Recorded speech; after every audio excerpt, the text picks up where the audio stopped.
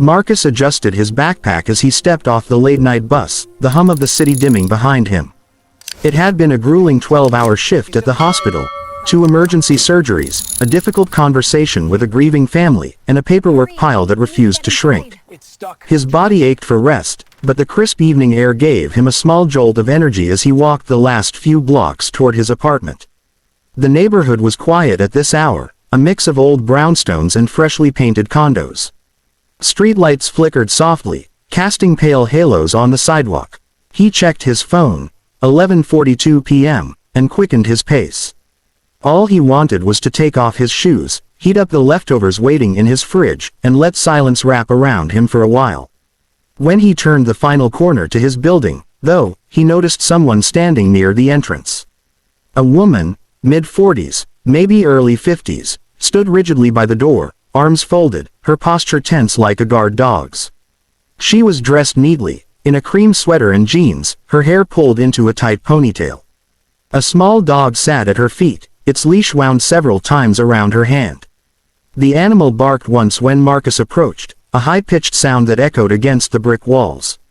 Marcus offered a polite nod. "Evening." The woman didn't reply. Her eyes followed him, sharp and unblinking, as he stepped up to the door. He dug into his pocket for his keys, feeling her gaze burn into his back. He'd seen that look before, the mix of suspicion and entitlement that always seemed to say, "You don't belong here." He tried to ignore it, slotting the key into the lock. Before he could turn it, she spoke. "Excuse me," she said, her tone clipped.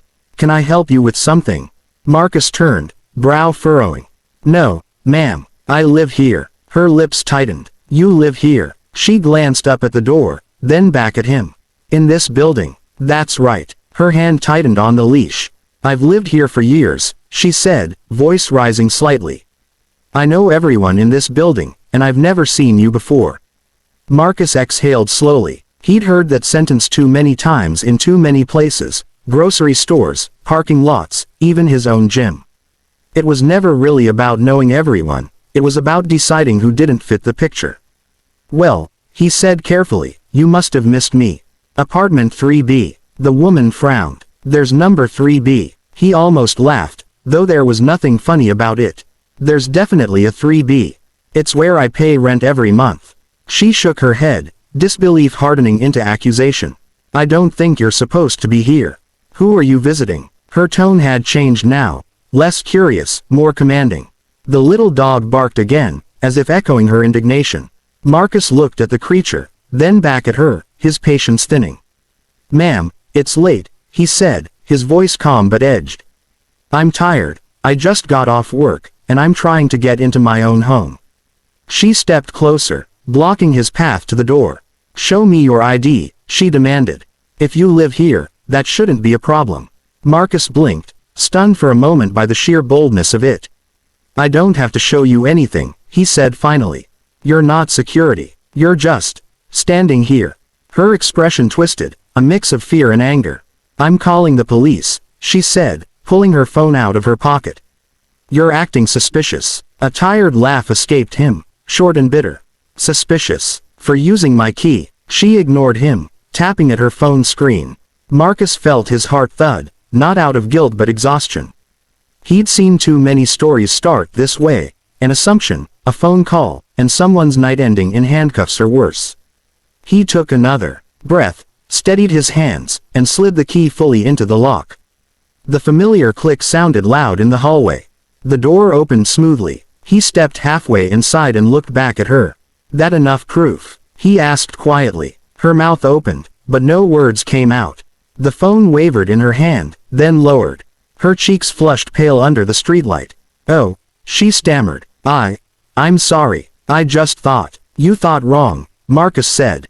His voice wasn't raised, but the weight of it filled the space between them.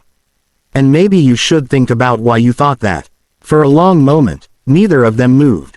The dog whined softly, tugging at its leash. Finally, Marcus closed the door behind him. Inside, the silence felt heavy but familiar. He leaned against the wall, exhaling all the tension he hadn't realized he'd been holding. Outside, he could still hear her faintly murmuring to herself, the sound of guilt colliding with denial, before her footsteps finally faded into the night. Marcus leaned against the door for a long moment, listening to the faint echoes of her retreating footsteps. His hands still trembled, not from fear, but from the pressure of holding himself together. It wasn't the first time he had to prove he belonged somewhere, but it never got easier. He locked the door behind him, dropped his bag by the wall, and tried to let the warmth of his apartment melt away the tension. The next morning, he left earlier than usual. He didn't want another awkward encounter in the hallway, but as fate would have it, the same woman was standing by the mailboxes, sorting through envelopes. Her head jerked up the second she heard the stair creak under his foot. Their eyes met, hers wide and uncertain, his steady but guarded. She looked smaller in the daylight, her confidence drained by the clarity of embarrassment. "Good morning," Marcus said, voice neutral. She hesitated, clutching a stack of letters like a shield. "Good morning," she murmured back. Then, after a pause, I wanted to apologize for last night." Marcus stopped. The apology was unexpected. Her tone wasn't hostile anymore. It was fragile, halting, the kind that people offer when they're trying to cover a crack they don't know how to fix. "I shouldn't have," she began, but he raised a hand gently. "Let's just move on," he said. He didn't have the energy to replay the scene again, not before work. But she wasn't ready to let it go. "No, please, I really thought I was doing the right thing," she insisted.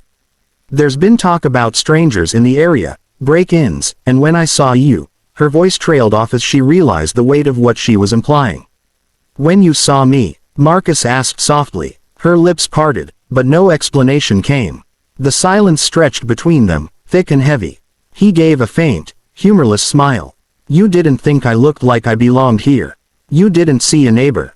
You saw a threat." The woman's eyes darted toward the door, her fingers tightening around the mail.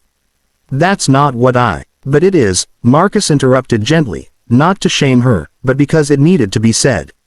"You didn't ask anyone else to prove they live here, did you?" Her face flushed deep red. "No," she admitted. For a moment, Marcus felt the flicker of something that wasn't quite anger. It was weariness, the kind that came from knowing he'd have this conversation again someday, with someone else who meant well.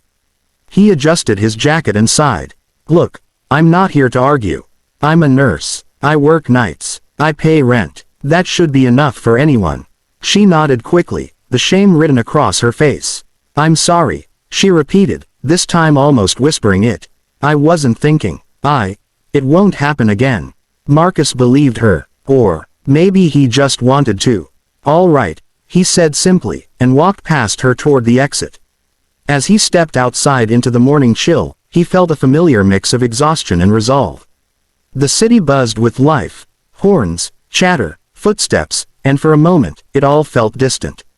He'd seen the look in her eyes before, the kind of reflexive fear that had nothing to do with who he was and everything to do with what he looked like. He'd learned to stay calm, to avoid escalation, to protect his own peace. But this time, something inside him stirred, a quiet refusal to let it end as just another uncomfortable story. That evening, after his shift, Marcus sat at his kitchen table with a cup of tea. He couldn't shake the thought of how easily things could have gone wrong, how quickly suspicion could have turned into accusation, and accusation into danger. He'd seen headlines too similar to his situation, and the thought sent a chill through him. His phone buzzed with a message from his neighbor, Mrs. Lopez, an older woman who lived on the first floor. "Heard something happened last night. You okay?" Marcus smiled faintly and texted back, "I'm fine. Just another misunderstanding." But as he stared at the screen, the words felt hollow. Another misunderstanding was a phrase that smoothed over too much. Years of prejudice, of quiet humiliation, of explaining yourself in spaces you already belong to. He set the phone down and looked toward the window, where the city lights blinked like restless stars. He thought about what it meant to move on. Maybe that didn't mean pretending it hadn't happened. Maybe it meant doing something about it, even if it was small. The next morning, he spoke to the building manager. "We should have a meeting," he said. "About what happened. About assumptions. Safety doesn't have to come at someone's expense." The manager nodded, surprised but supportive. "I think that's a good idea," she said. "People need to hear that." A week later, the tenants gathered in the lobby. The woman from that night sat quietly near the back, her hands folded tightly in her lap. When Marcus walked in, she lifted her gaze, her expression uncertain. He gave her a polite nod. Not forgiveness, not friendship, but acknowledgement. When he spoke, his voice was calm, measured. Sometimes, he began, it's not about bad people doing bad things. It's about good people not questioning the stories they've been told. We all live here. We all want to feel safe. But safety isn't fear, and it's not suspicion. The room was silent. The woman lowered her eyes, and Marcus knew she understood. For the first time, maybe she truly saw him, not as an intruder, not as a stranger, but as her neighbor. The lobby was quieter than usual after the meeting, the air thick with the awkward silence that follows uncomfortable truths. People lingered, whispering in low voices, eyes darting toward Marcus and then quickly away. Some nodded at him with hesitant smiles, gestures of support that felt well-meaning, if a little performative. He didn't need applause. He just needed them to think. He waited until the small crowd dispersed, then gathered his notes and stepped outside. The evening air was cool, the kind that carried the faint hum of traffic and the smell of rain about to fall. Marcus slipped his hands into his jacket pockets and walked slowly toward the corner cafe. His body was tired, but his mind felt strangely light, unburdened in a way it hadn't been in days.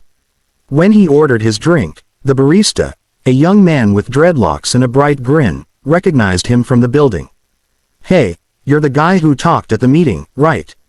That was powerful, man. People needed to hear that. Marcus gave a small nod. "Thanks. I just hope it sticks." "It will," the barista said, handing over his coffee. "You'd be surprised who listens when someone finally says what everyone else avoids." Marcus smiled, murmured his thanks, and found a seat by the window. Outside, the world moved on, cars gliding by, people laughing, streetlights flickering on one by one. It struck him how ordinary everything looked, how peaceful. Yet under that calm, a quiet battle played out every day in glances, assumptions, and words left unsaid. As he sipped his coffee, he saw her, the woman from the night at the door, standing hesitantly near the entrance of the cafe. Her cream sweater was gone, replaced by a navy coat, and her face looked softer now, humbled. She spotted him through the window but didn't move right away. Instead, she stood there for a moment, as if deciding whether to come in or walk away. Then, finally, she pushed open the door. "Marcus," she said quietly, approaching his table. He looked up, surprised but not unkind.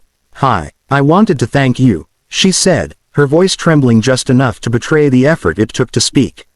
"For what you said, and for not making last week worse than it could have been." He studied her for a moment. "You don't have to thank me." "I do," she insisted.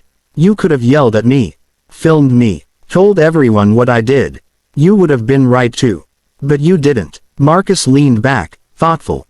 "I didn't because I've seen where that road goes. It turns people into symbols instead of people. I didn't want to destroy you. I wanted you to see me." Her eyes glistened. "I do now," she said, almost a whisper. "And I see myself too, the part one didn't want to admit was there." He nodded slowly, letting her words settle. "That's a start." They sat in silence for a while, the soft hum of conversation filling the cafe around them. Finally, she said, "I've been thinking about what you said, about safety and fear. My son's about your age. If someone treated him the way I treated you, I'd be furious. And ashamed." Marcus smiled faintly. "Then maybe tell him about it. Not to make him afraid, but so he knows that people can change. That it's possible." She gave a small, sad laugh. "You really believe that?" "I have to," he said. "Otherwise, I couldn't do what I do every day." Her gaze softened. "You're a better person than most.